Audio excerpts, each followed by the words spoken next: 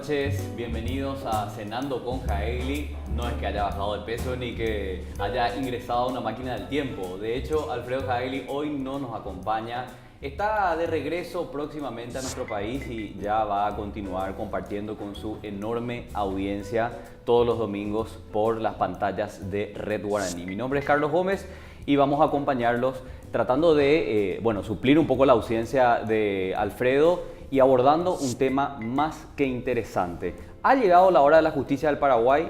Es la pregunta que nos hacemos esta noche. Los políticos que tanto daño han hecho, ¿será que van a pagar sus culpas? ¿Van a responder por todos estos hechos denunciados públicamente? ¿O vamos a tener lo que se conoce vulgarmente a un Cordero de Dios que quita el pecado del mundo para que los verdaderos responsables se salven de todo este escándalo de los audios filtrados y la podredumbre del Poder Judicial?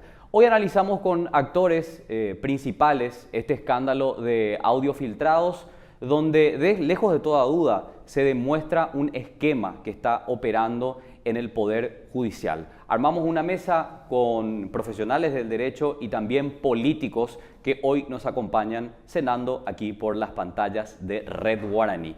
Ya rápidamente presento a nuestra primera invitada, la única mujer de la mesa que nos viene a deleitar con su belleza e inteligencia, que es muy importante. Hablamos de Katia González, ella es abogada, presidenta de la Coordinadora de Abogados del Paraguay, actual candidata a diputada por el Partido Encuentro Nacional por el Departamento Central. Muy importante la presencia de Katia, hay que decir, porque esta investigación que se abre en el Ministerio Público contra Javier Díaz Verón se basa en la denuncia que había sido presentado en octubre de este año, del año pasado, por la Coordinadora de Abogados del Paraguay. Katia, ¿cómo estás? Buenas noches. Buenas noches, Carlos. Buenas noches acá a los compañeros, a la audiencia también. Un placer tocar un tema que vos sabés que me apasiona absolutamente. Justicia, porque un país sin justicia es un país que no tiene paz. Ustedes denunciaron como Coordinadora de Abogados del Paraguay a Javier Díaz Verón. Recuerdo que mucha gente se te rió en la cara. ¿Cómo te sentías ahora que esto se está concretando, verdad? Aunque hay tufo de un blanqueamiento, ¿verdad? Vamos a analizarlo después de esto, pero ¿cómo te sentís? Nosotros hace más de 10 años que venimos justamente con una idea fuerza. Con estos niveles de corrupción y de impunidad es imposible hablar de democracia. En esa línea empezamos a denunciar investigaciones periodísticas que quedaban simplemente como una crónica, materializarlas en denuncias penales. Javier Díaz Verón es una persona que le hizo muchísimo daño a la institución.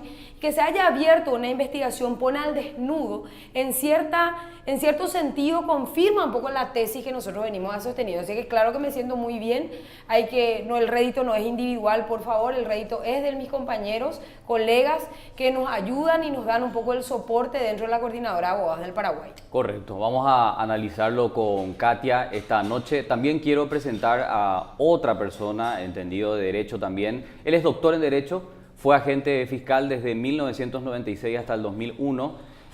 Ingresó con Aníbal Cabrera Verón, qué ironía de la vida, ¿no? El tío de Javier Díaz Verón, que por las dudas no se parece en nada en lo profesional y ético a este fiscal que hoy está siendo investigado.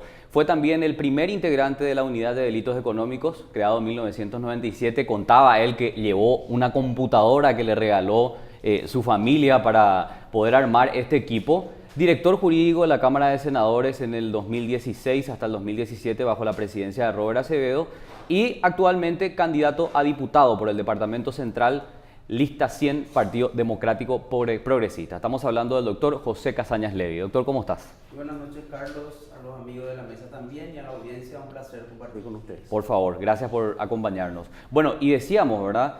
Ahora estás comisionado en el jurado de enjuiciamiento de magistrados. Y hay que recordar que Eduardo Peta, quien asume en reemplazo del impresentable Óscar González Daer, promete abrir las puertas a la información pública y también sostiene que va a haber un control ciudadano en todo lo administrativo.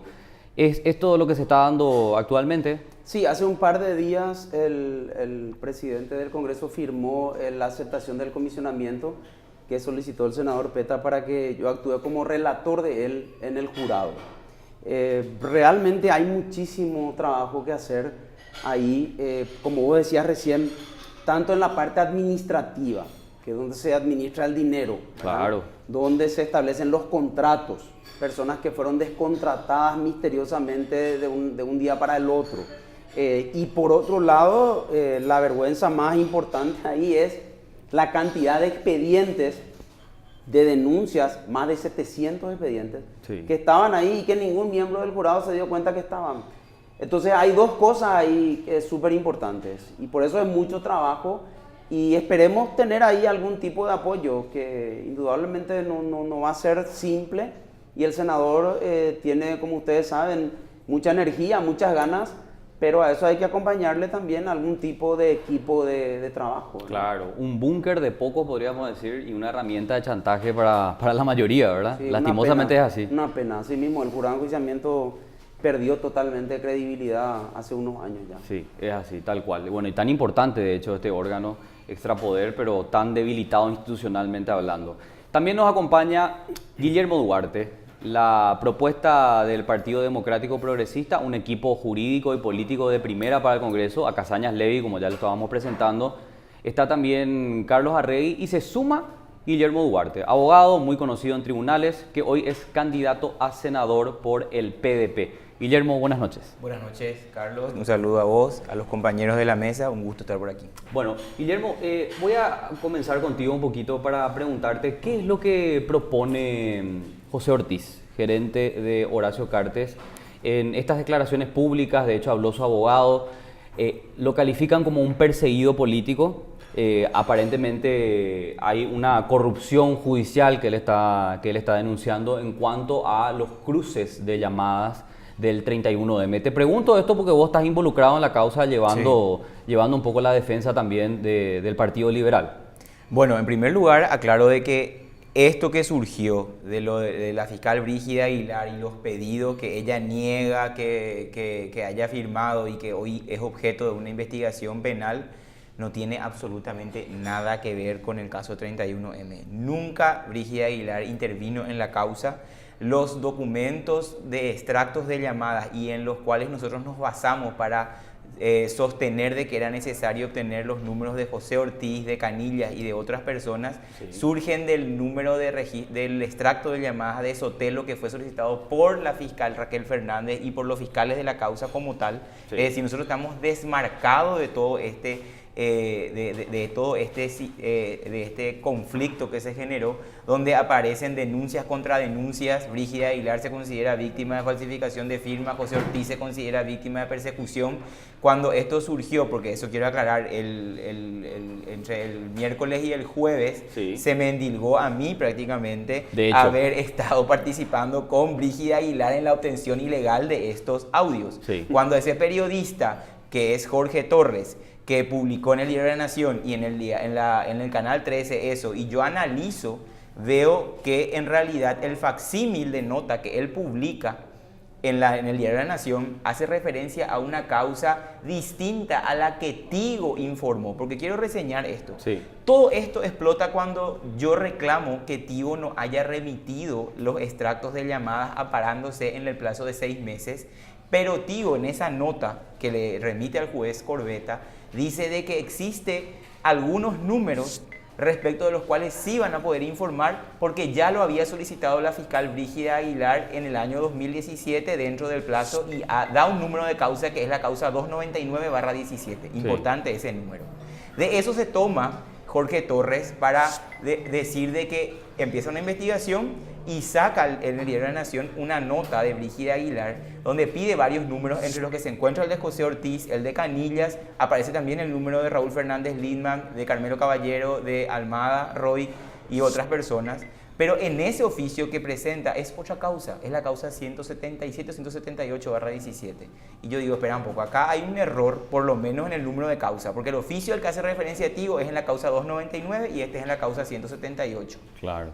Ahí surge la necesidad de encontrar el oficio 299. La prensa ubica el oficio 299 y cuando se publican los números que se solicitan en el oficio 299, surge que los números telefónicos que se estaban solicitando a Tigo en ese oficio, en esa causa, eran los números de Efraín Alegre, de Desiree Masi, de Rafael Filisola, de Mario Abdo Benítez, de Enrique Baqueta.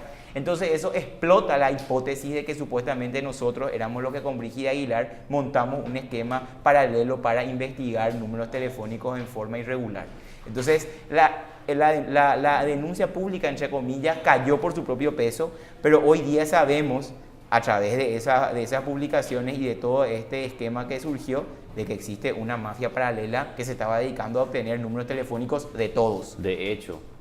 Ahora, como personas de derecho, ¿qué les parece esta investigación planteada en principio por la Fiscalía? De hecho, ahora hay una denuncia ya contra la fiscal de no incluir en principio los cruces de llamada, ¿verdad? Increíble, pero cierto, ¿verdad?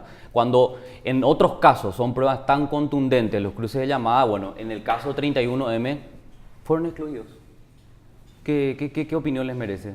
José. Bueno, la Fiscalía hace un buen tiempo, hace muchos años, viene realizando una tarea, en muchos casos sensibles, ¿verdad?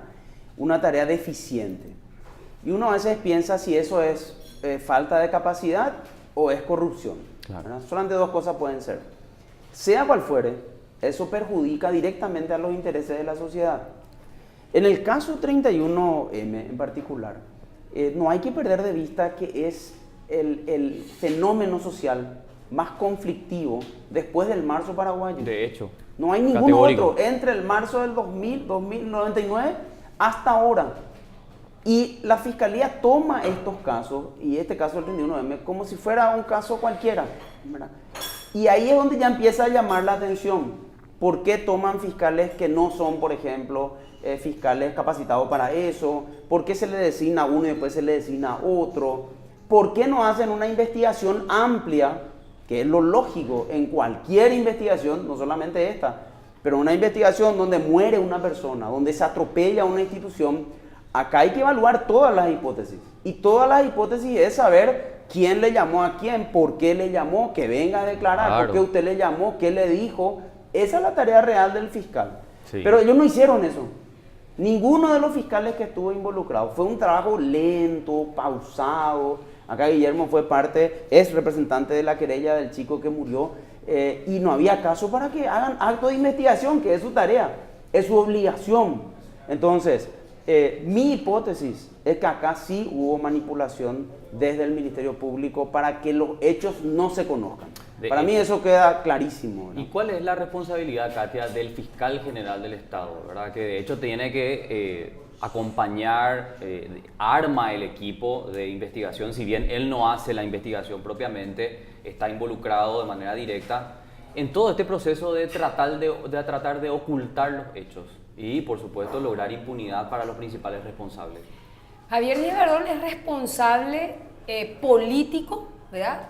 Porque él tiene la dirección de una institución, de la política institucional hoy que pretende, no solamente en el caso 31M, sino en muchos otros casos muy sensibles, como el tema de los audios y otros que podemos citar, dar ese manto de impunidad pretendiendo tomarnos de tontos, ¿verdad? Porque acá en la estrategia, entre comillas, de estos fiscales se desmonta con un análisis muy simple. Javier Díaz Verdón es el director de una orquesta que justamente está orquestando la impunidad y el blanqueo.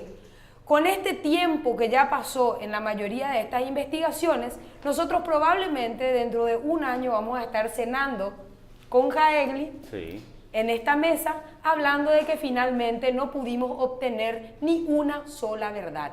El desafío dentro de una investigación del Ministerio Público es la búsqueda de la verdad.